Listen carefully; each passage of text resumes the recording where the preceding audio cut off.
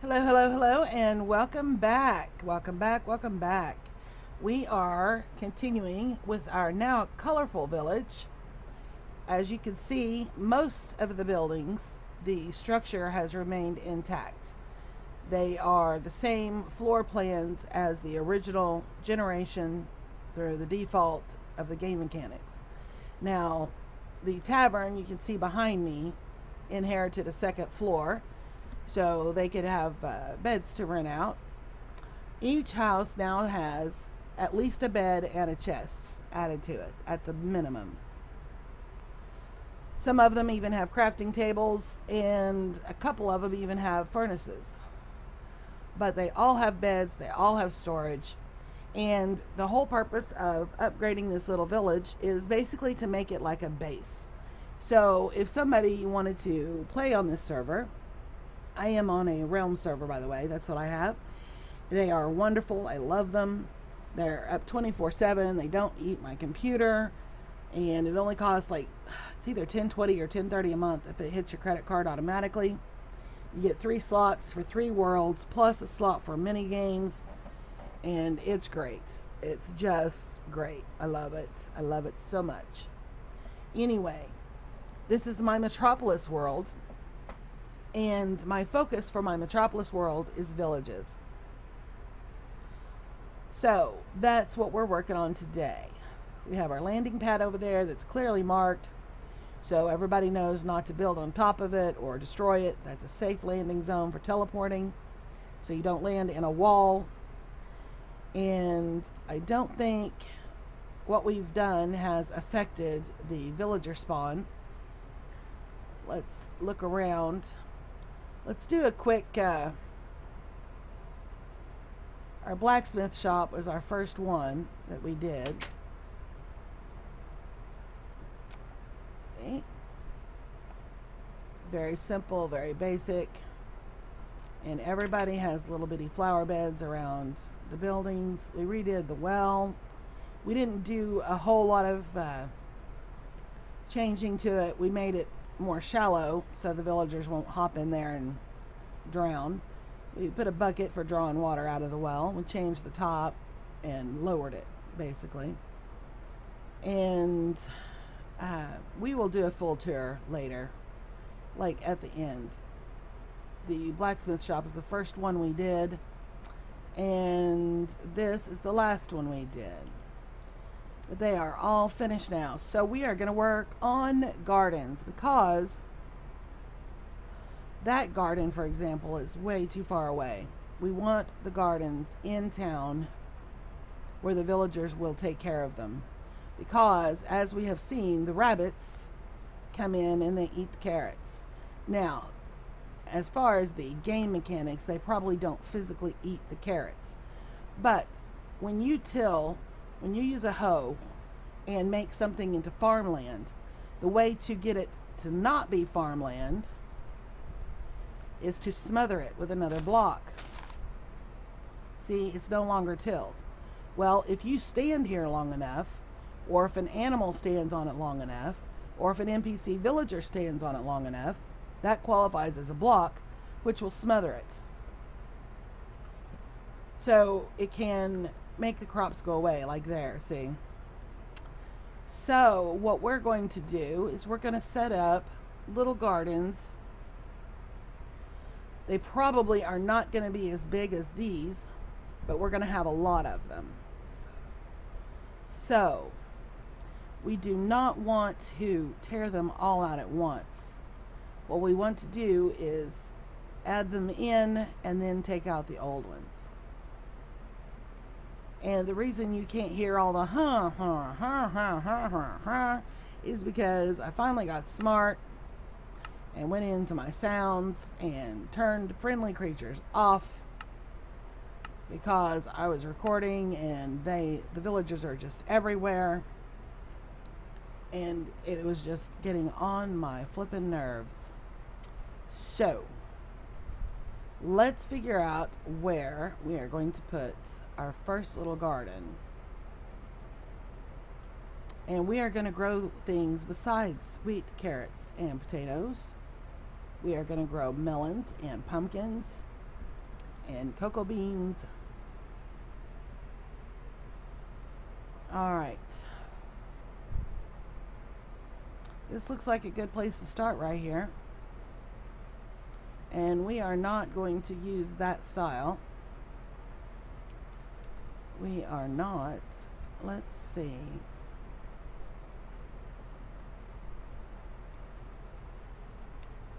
We're going to need a hoe. We don't need a diamond hoe, but we're going to get one anyway because they're purty. We're going to need a bucket of water. We're going to need sand because I like sand at the bottom of my irrigation because I think it's pretty. Now, I need to figure out how we're going to do the decor. We used a lot of dark wood, dark oak wood for trim, and I really like it. We could also use brick. I think we're going to use brick.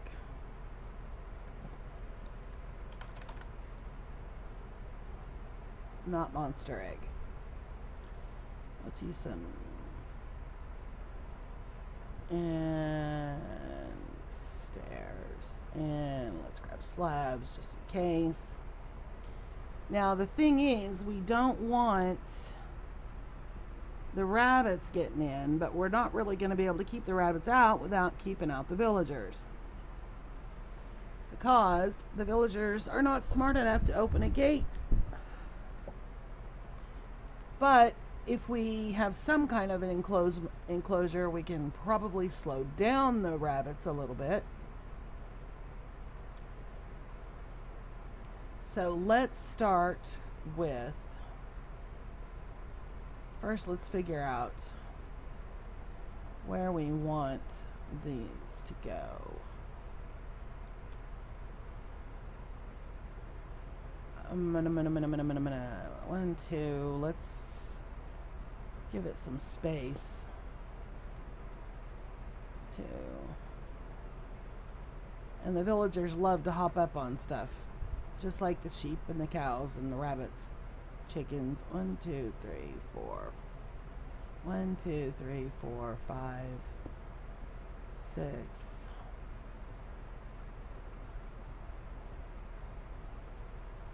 And we shouldn't have anything jumping into that fence this way.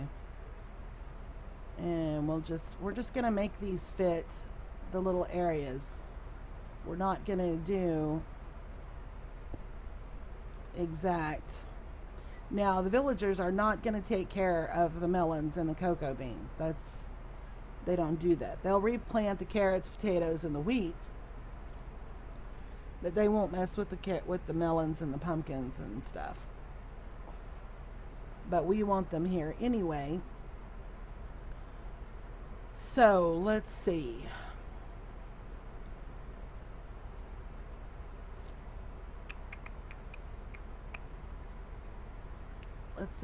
Let's use some stairs.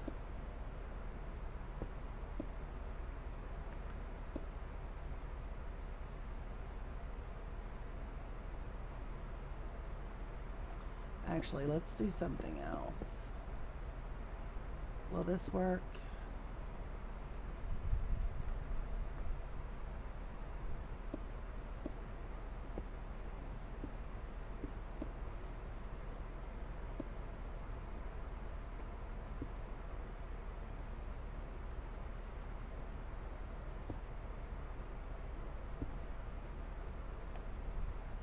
And we may not be able to use the same pattern on every one of them because the spacing may be different.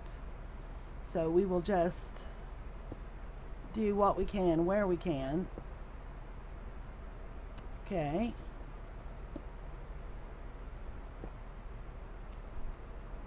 Actually, that's going to work out nicely.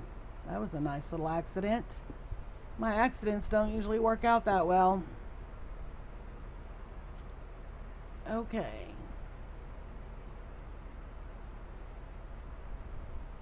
Now, I usually prefer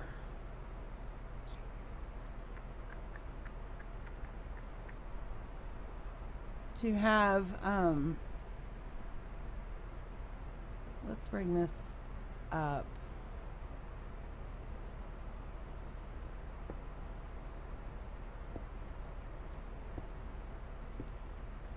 I usually prefer to have a full irrigation ditch in between each row of crops because I like to be able to hop into the water and harvest the crops that way.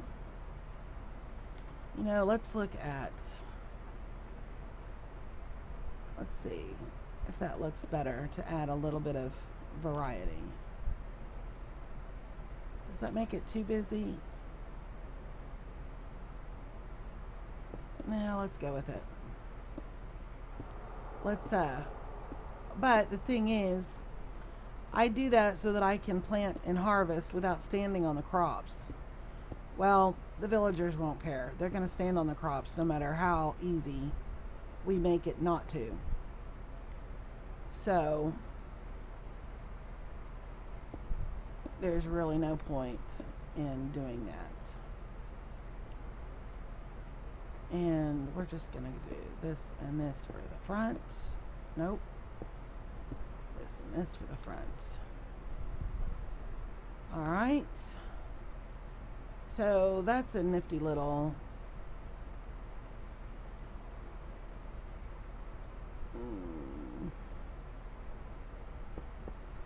you know, I think we're just going to do this all the way around.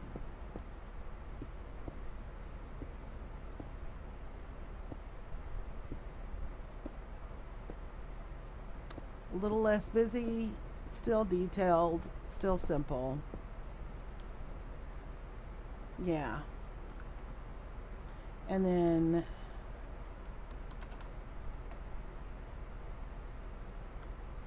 we'll just set torches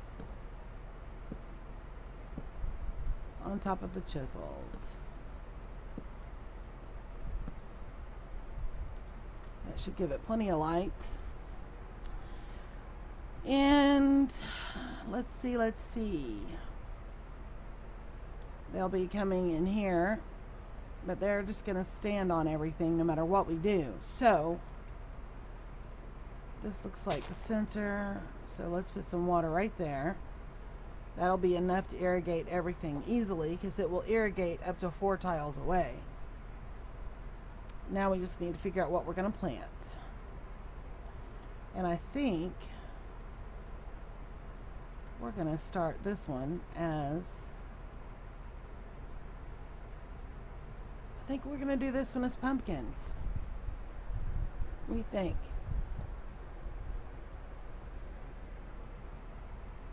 Yeah, let's do pumpkins.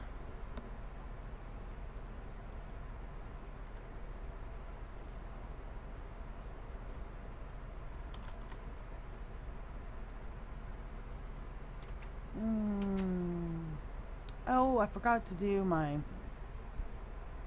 Yes, I did. Let's fix that first.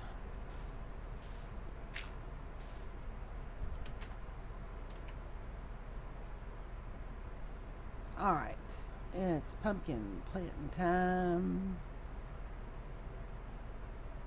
Alright, so we have a little pumpkin garden. And of course, if you're new to Minecraft, when you plant a pumpkin or a melon, you need a blank tile to the side. They'll grow this way or that way. They'll go diagonal or to the side. Either side, all the way around. Now, obviously, they're not going to grow on the water. They're not going to. They shouldn't cover up another stem. So this one will always go here, here, or here, and that one will go here, here, or here. So anyway, we have pumpkins planted. That's good. Looks like an awfully big fence for little bitty pumpkins, but trying to keep the critters out of it. Alright, where do we go next? Let's see. Not a whole lot of space there.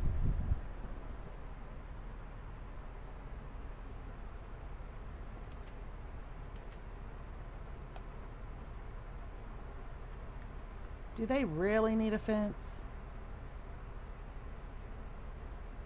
Really?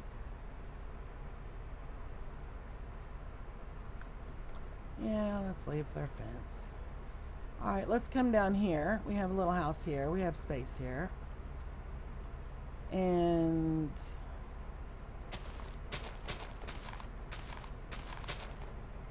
we will be repairing the landscape later in another video. Alright, this one is not going to be as big, it looks like. Well, it could be. We could make it come out here.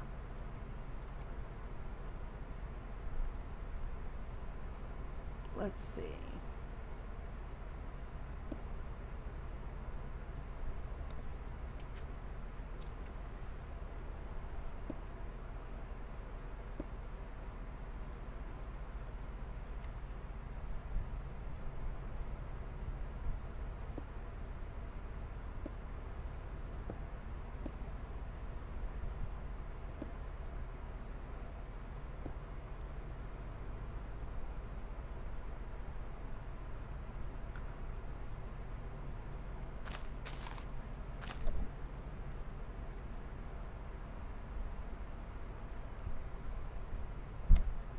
Yeah, that would work.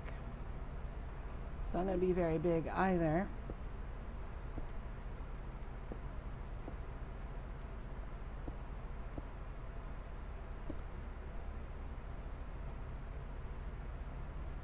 But that's okay. We don't need for these to be huge. We just need them to be close.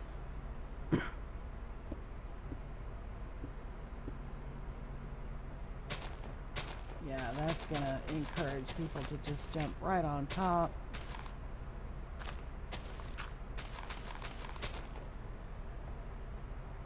Alright.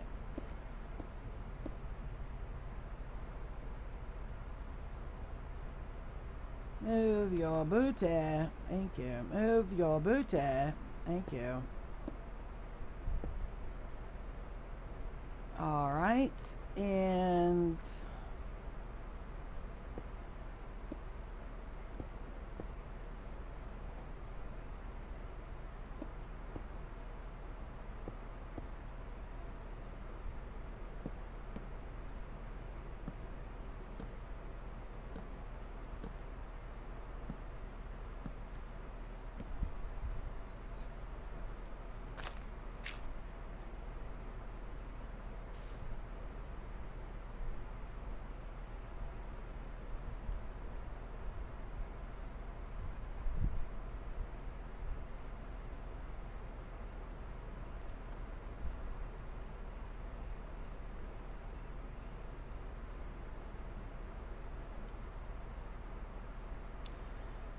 alright, we're gonna do carrots this time.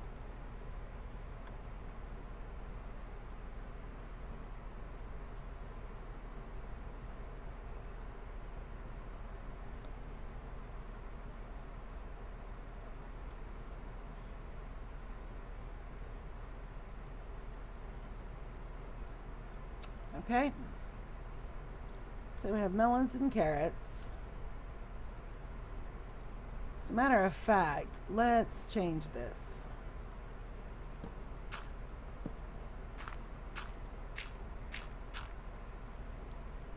Let's change that.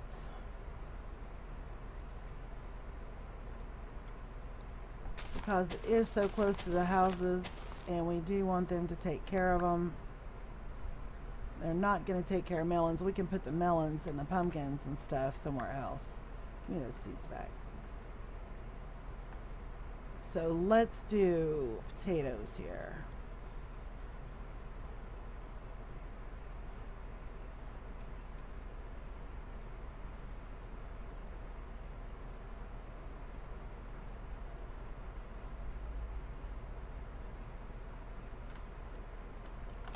Potatoes, precious.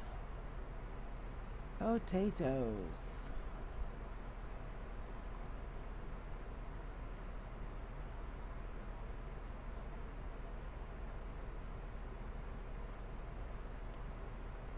And yeah, I'm standing on it. Okay. Alright, so we have potatoes and carrots in. And he's already in here standing on the crops. What kind of farmer are you anyway? Don't you know that's not good for it? You go in, you plant, you harvest, you get out. You don't just hang out in there. Alright, so we have potatoes and carrots in. Now, let's see. This little area, we could do some cocoa beans. So we need some jungle wood. And we need some cocoa beans.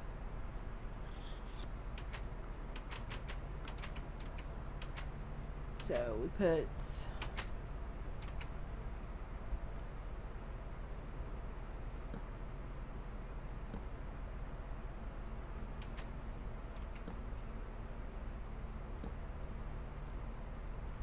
okay.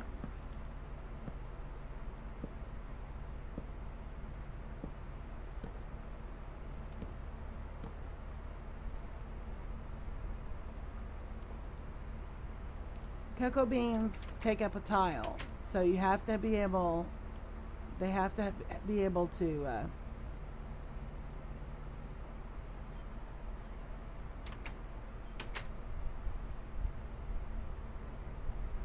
you have to have the, if you're going to do them this close, you have to have them have that space there.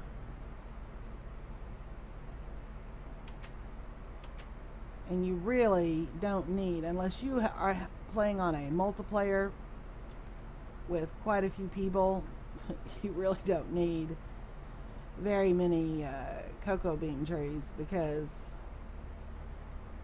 they are kind of like the sugar cane. They really grow fast.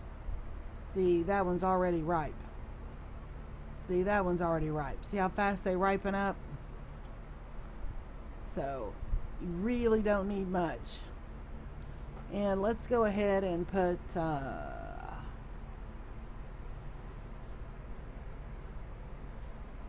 let's try something. See how this would look. It's going to be that ugly yellow, but let's just make this kind of like a pretty little trellis kind of thing.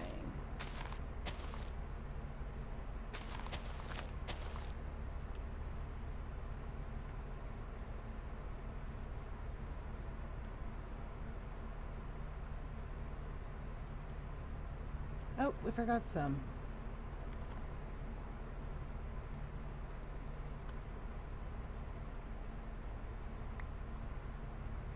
Alright, did we get it all now? Looks like we did. Looks like we did. Okay, and we aren't going to add any light here. We will just, they really don't need it. And there's going to be plenty of light from these. See, there's light right there anyway. So, yeah, we'll just leave that like that. And believe it or not, these 4 little 3 high jungle stacks here, that is going to produce tons of cocoa beans. Tons. If you were to stand here and harvest this as it got ripe, you'd be amazed how fast you could get it. So let's look. We have beans and our beans. We have potatoes and carrots. We have our cocoa beans in. We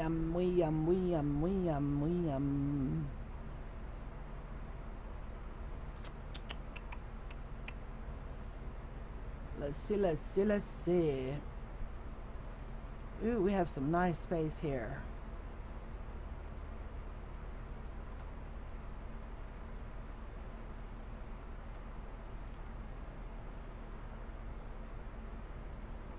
let's see.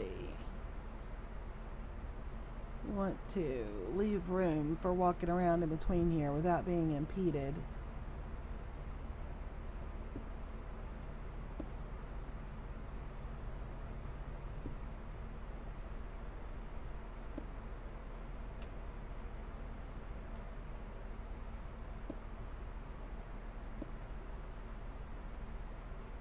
We actually might make this one rather large.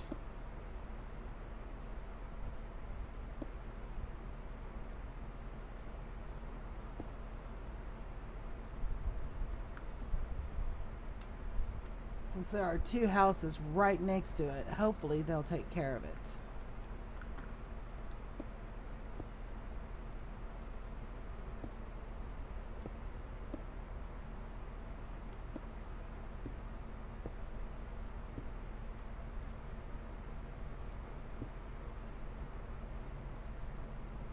Let's see, can we come in? 1, 2, 1, 2. That's okay. That makes a 2 wide entrance, though. I was kind of hoping for a single. Kind of hoping for a single.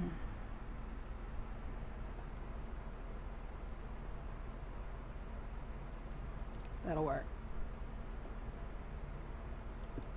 That will work just fine, just fine, just fine. I was talking in my last video about my son's eating habits, the way I raised him. And basically, and I'm not going to make this a cry, oh poor me, I had a terrible childhood kind of thing. Although it wasn't exactly storybook. I'm definitely not the only person who grew up the way I did. But the short version is basically, although my father is not perfect, no one is, he was pretty close. And my natural mother was a little bit on the psychotic side. And back in the day when they got divorced, men were not allowed to have custody of their children, generally, unless the mother was some kind of a prostituting drug addict and beating the kids and starving the kids, and it had to be a really, really extreme situation before the courts would give a man custody of the kids back in the day. And when I say back in the day, I'm pushing 50. I'll be 49 this year. So it's been a minute since I was a kid. And unfortunately, from what I've seen and heard, that is still entirely too common. But I did not do any legal research. So I'm not saying that it's always like that or anything like that, because I don't know. I do know how it used to be. And I have talked to many male friends online that, if they are telling me the whole story, which is not always the case, everybody can lie easily in person as well as online. And we're not doing that for practical purposes, we're doing it for looks. Because there's not a true sinner unless I do all four here. But you know, that wouldn't be a bad idea, because then we would have an infinite water source over here. Where's the well? Well, the well's just right there. We don't need it. We'll just go with pretty. Alright, so let's... Anyway, mother, my natural mother, if I say my mom, I mean the woman my father was smart enough to marry, and who I wish had actually given birth to me. But my natural mother was a little messed up. I spoke with therapists about her, and they said that if my perception was accurate, keeping in mind that my memories are those of a child, but if my perception was accurate and everything happened exactly as I said it did, they would probably diagnose her as paranoid schizophrenic. It's really not an easy thing to grow up with. But I managed it. And I'm only sort of messed up. But luckily, it turned into a blessing in a way, because I basically raised my son the opposite. And he is really an amazing little person. Well, he's not so little. He'll be 21 this year. But instead of focusing on how horrible my natural mother was, I basically did everything I could to be more like my father. And now we have a wheat farm. And do everything opposite to my child that she did to me. So, for whatever reason, it seems to have worked. He still hasn't done his little rebellious thing. And I'm kind of waiting for that. Kind of waiting for that. Still hadn't hit him yet. Maybe when he turns 21. Who knows? But hopefully he will keep his wits about him. But I was a horrible, horrible teenager. I gave my dad a really bad time. And really wish I hadn't, as I look back. I remember it was quite amusing to me, actually, because as a parent, my son would give me this look, and I knew what that boy was thinking, because I may be old, but I remember having that same look on my face. And it would be funny because I'd be scolding him or lecturing him or something, and he'd get that look, and I'd hear that sigh, and I'd say, "I know what you're thinking," and he'd say, "No, you don't." "Oh, but I do. You're sitting there thinking that I am too old to know what's going on, that the world isn't like it was when I was a kid, and you're just going to sit here and listen to what I have to say, so I'll shut up, and then you're just going to go do what you want to do anyway, because I'm old and stupid and I don't know what I'm talking about." And the look on his face, priceless. Because I thought the same thing when my dad was lecturing me. I thought, are you kidding me? This man is like ancient. I was 14. I knew everything. I had all the answers. And he had to have been at least, I don't know, 30 something. No, he was probably closer to 40. And he didn't know anything. He hadn't been in school in years. He hadn't been a teenager in years. What would he know? He didn't know anything. Because when you're 14, you think that everything is a first, and you're the only one who knows what it's like.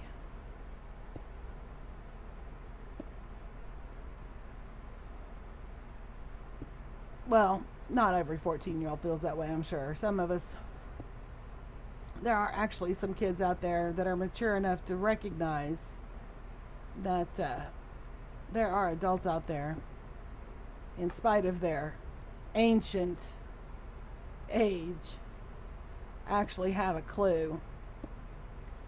But at the same time, you know, a lot of times adults make a huge mistake too, and they assume that because a person is young, that they can't know anything.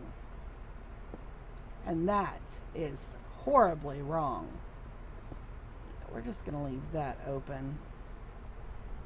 We're going to make this our melon farm. Right down the center. But anyway, I had some basic rules for my son when I was raising him. And one of them was that I always disciplined him consistently. Now, I'm sure there were times when I didn't see it, or I didn't think it was worth it. And I'm not perfect. There were times I was just too tired to fight with him. So I would just let it go. Sometimes you just let it go because it's not worth the battle. You need to pick your battles. And sometimes you let it go because you're just tired. It's not a good thing to do. You need to consistently discipline them, whether you're tired or not. Whether you're in the grocery store or not. Whether you're in church or not. Whether you're at a friend's house or not. They need consistent discipline. That does not mean beat them silly. That means consistent discipline.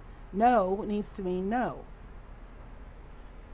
But at the same time, maybe you should let your kids have an opinion once in a while. As long as they know how to do it with respect. That was something I was not permitted.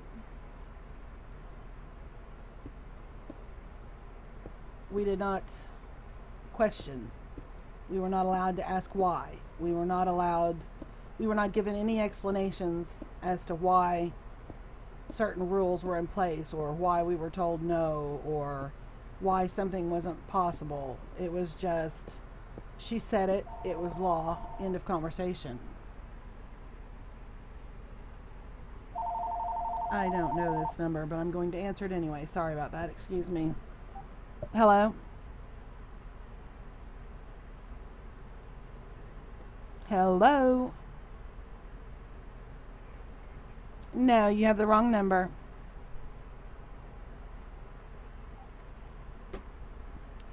Sorry about that. The only reason I answered it, even though it was an unrecognized number, is because it could have been my child.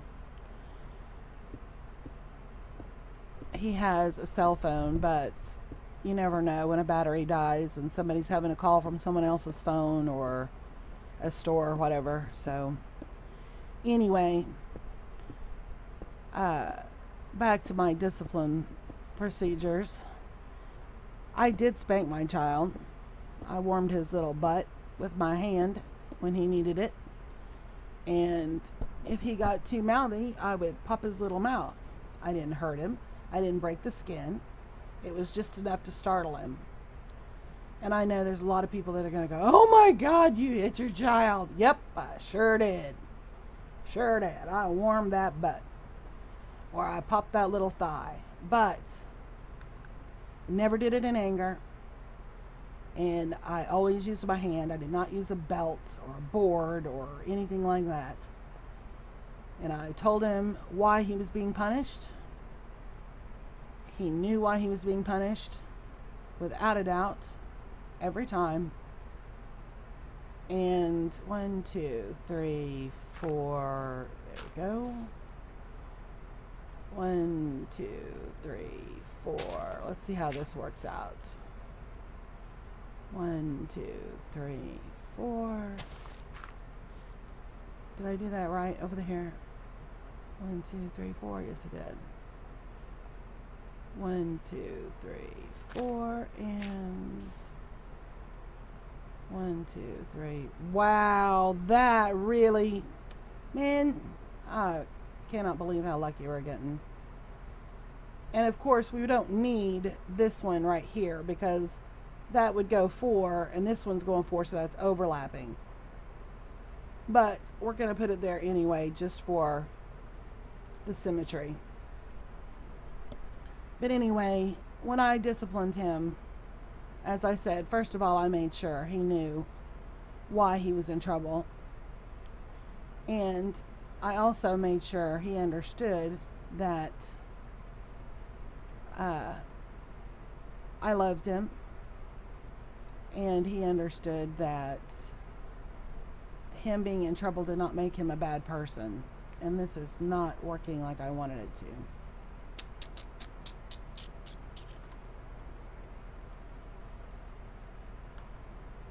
You have to do this again.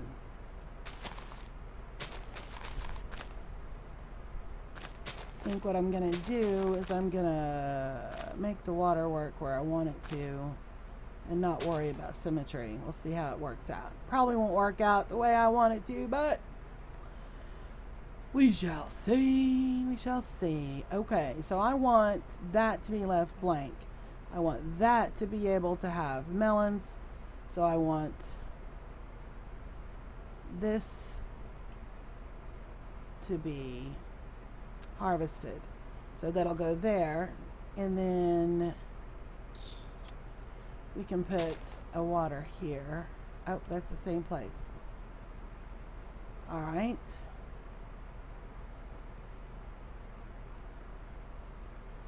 So we're going to have melons there and melons here. They'll go either direction. Yeah, so maybe that did work out. No, because they need to be able to come on this side, and then melons, and then seeds, and we're going to do water here.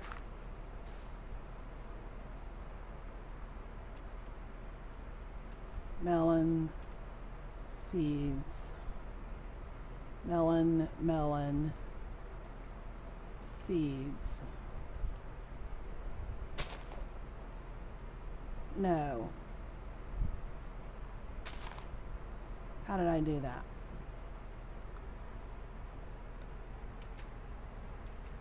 I'm confusing myself. Okay, seeds. So the melons could go either way. Melon, seeds, melon. Melon, seeds, melon. Water. Melon, seeds, melon. Melon, seeds, melon. And water.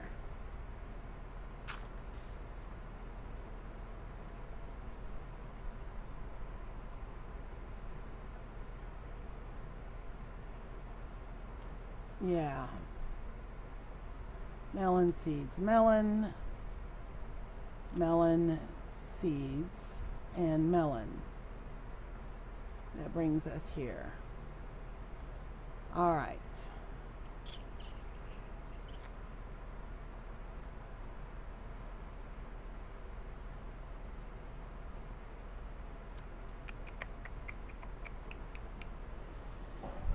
Well, yeah, I guess that works. All right, so now we need some seeds. But I could scoot that up because I really rather, nah, we'll just leave it.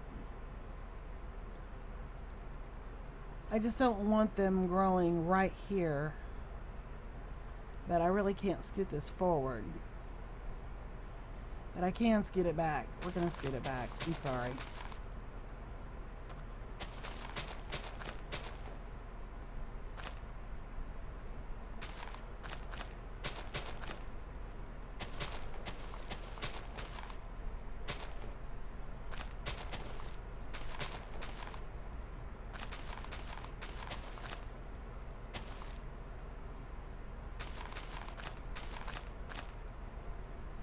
We are going to scoot this back.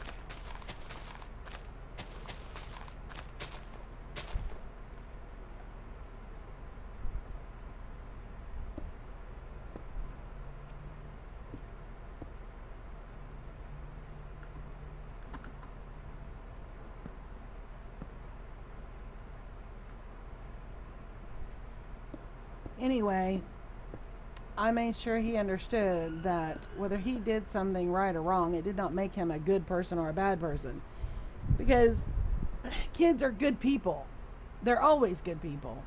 They make mistakes. That means they made a bad decision. It doesn't mean they're bad people.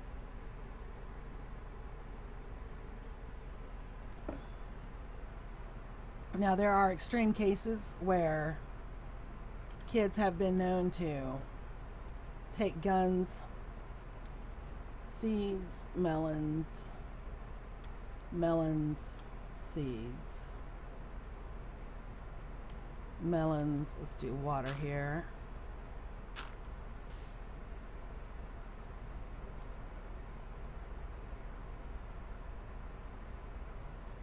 Melons, seeds, melons, melons, seeds, melons. Let's do water here.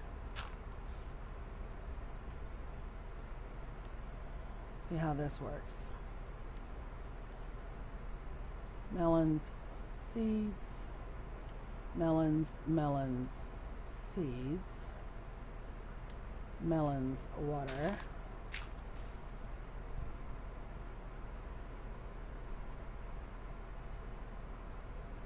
Melons, or seeds. How close are we? Melons, melons, seeds, melons,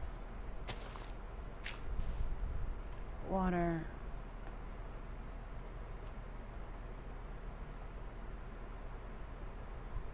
That works, I suppose.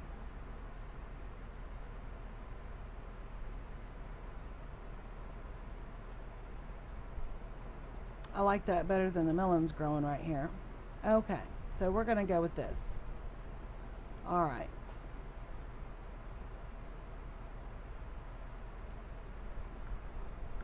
Get out of the water. All right, so now we need seeds. But the thing is, kids are naturally good. Problem is, a lot of times, adults, not always parents, but adults will make them feel like if they make a mistake, that means they're bad. Bad boy, bad girl. And even if you don't say those words to your child, you might imply it when you decide that if they do something great, you call them a good boy or a good girl, which implies the opposite. If they do something great and that makes them good, then if they do something wrong, then they must be bad. So, and my dad actually thought I was a Lulu for getting upset because when my child did something good, I did not tell him he was a good boy. That is not what I said. And I would not allow anybody else to say that to him either. What I said was, you did a good job.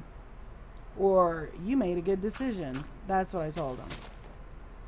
Because we all make good decisions sometimes, and we all make bad decisions sometimes. It does not necessarily mean we are good or bad at the core. And I really believe that if someone is bad at the core, and I know this may sound kind of frou-frou and idealistic, but I do believe that if someone appears to be bad at the core, that they're just naturally hateful and hurtful, and I think there's a reason for it. I don't know if it's a chemical imbalance, or maybe they're emotionally wounded and they're acting out. There could be a lot of reasons, but I honestly do not believe that people are naturally bad at the core. I believe some behave as if they are. They do things that would imply they are. But to me, that simply means that there's a cause, that is a result of something else, not a result of their nature. That's my opinion. So anyway, when my son did something wonderful, I did not tell him he was a good boy. I told him he did a great job, or he made a great decision, and that I was proud of him. And as a matter of fact, I told him I was proud of him so much that he would just, he hated it. He would just roll his eyes. Mom, I know you're proud of me. I know you love me. I know. But you know what? I would much rather have my son hear that and know that to that extent than to find out that my child never realized how much they were loved, you know? Because that is a that's a very deep wound to feel unloved, especially by your parent, because there is no greater betrayal than being hurt by a parent, because your parents are naturally, according to the animal kingdom, supposed to be willing to die for you. I mean, if you look at the animals, yeah, the weak ones get left behind because they endanger the herd. Yes, I'm aware of that. But if you look, mothers, there's a pattern that a mother will fight to the death to protect her young. And that's a natural instinct. A pregnant woman, her body will destroy itself to take care of the child she's carrying. Why do you think so many mothers have no teeth? Because the body takes the calcium away from the mother and gives it to the child that she's carrying. And if she doesn't have enough for both, she is the one who pays for it. It goes to the child because it is natural to protect your child. So for a child to feel unloved by a parent, that's a horrible, horrible, horrible thing. Because it just, not only does it make you feel bad, but it makes you feel bad because it goes against nature. It just does. So, wow, this area is awfully busy. We're going to get rid of this and that. I really don't want to put any more gardens in this area because that looks awfully busy. So we'll probably like do a park here to and maybe a little park area over here to counteract all these little fences. But so far we have everything, right? We have melons, we have pumpkins, we have wheat, we have carrots and potatoes. So everything is covered. We even have cocoa beans somewhere. Where do we put those? Over there.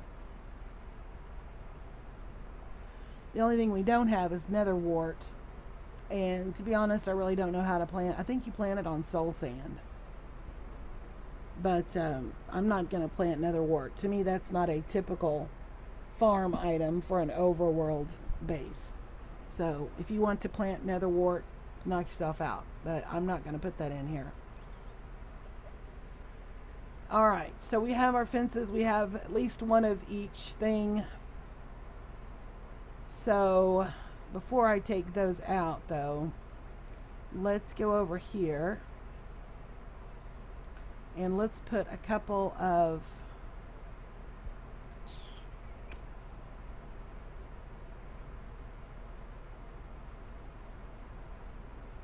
see, this one's being taken care of, so that's in a good spot. So I bet if we put like one great big garden right here, they would take care of it.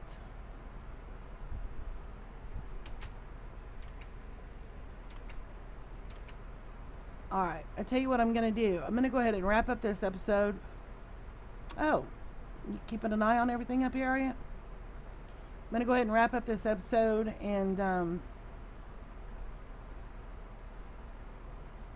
I'm going to come in here in survival mode and harvest all this stuff and put it in a chest somewhere because I don't want it wasted. And then we will come back in the next episode and hopefully finish up the gardens. Because as you can see, they're a lot easier to do than when we were working on the houses, and I knew they would be. This just seems like a lot of clutter right here. But we'll wait and see how it looks. We'll get rid of this eventually, and we'll have like maybe a little water feature, a little waterfall or something here, and maybe a little playground. Maybe we'll put in a slide and a swing and a little monkey bar thing. Little park. Something to break this up, because we have all this right here. Okay. Thank you very much for listening to me ramble and spout my opinions for whatever they're worth. You do not have to agree with them, but I will happily defend them to anyone who wants to question me or challenge me or debate me or whatever. And no, I'm not a doctor, and I'm not a psychologist, and I'm not a child expert or any of that. I just know that what I did worked for me, for my son. That's all. So, anyway, thank you very much for your time, and we will see you later.